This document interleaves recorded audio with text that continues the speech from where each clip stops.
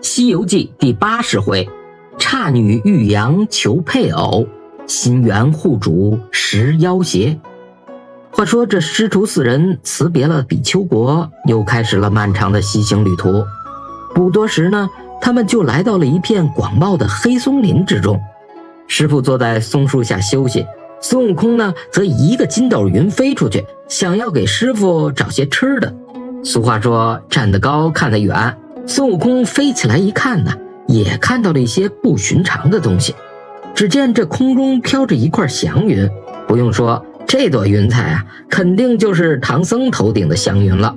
可不一会儿，林子里却出现了一块黑云，向着祥云慢慢移动。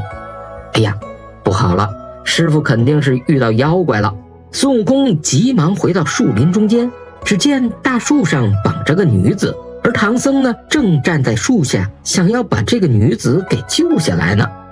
你说说这个唐僧啊，之前吃过这种亏，吃的还少吗？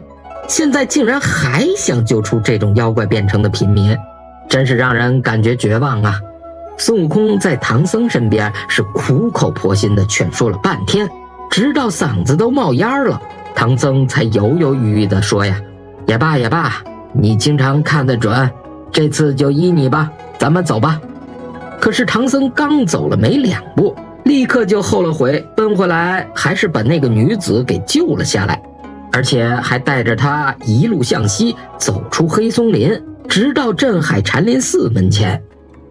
要说这镇海禅林寺也是破败的可以，刚一进门就看见了一座倒塌的钟楼，只剩下了一口铜钟立在地上，而这铜钟的上半截啊，经历了无数的血雨风霜，都变成白色的了，而下半截呢，则是在青铜之上覆盖了一层薄土。这唐僧也顾不了那么多呀，带着师徒3人还有那个女子一起住到了寺院之中。不知道细心的同学能不能从黑松林之中找到本回的玄机呢？其实啊，这并不是唐僧第一次穿越黑松林。在第27回中啊，唐僧因为3打白骨精的问题驱逐了孙悟空，之后呢，他便走入到了黑松林之中。这也就意味着这一次啊，已经是唐僧第2次进入到黑松林了。那我们顺着这个线索再往下想一想，27回之后，唐僧走出黑松林，来到的是平顶山，与金角大王、银角大王进行缠斗。而本次呢，他进入黑松林之前，可是刚刚跟狮驼岭的3个妖怪交过手。而且我之前还特地提醒过，这金角大王、银角大王与狮驼岭3怪有异曲同工之妙。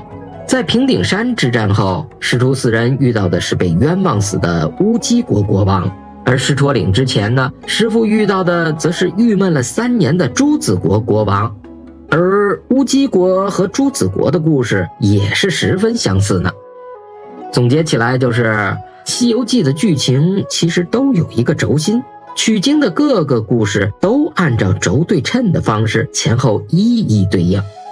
那么你还能找到其他前后对应的故事吗？现在呢，唐僧又一次救了一个妖怪变的女子，那他究竟会惹出怎样的是非呢？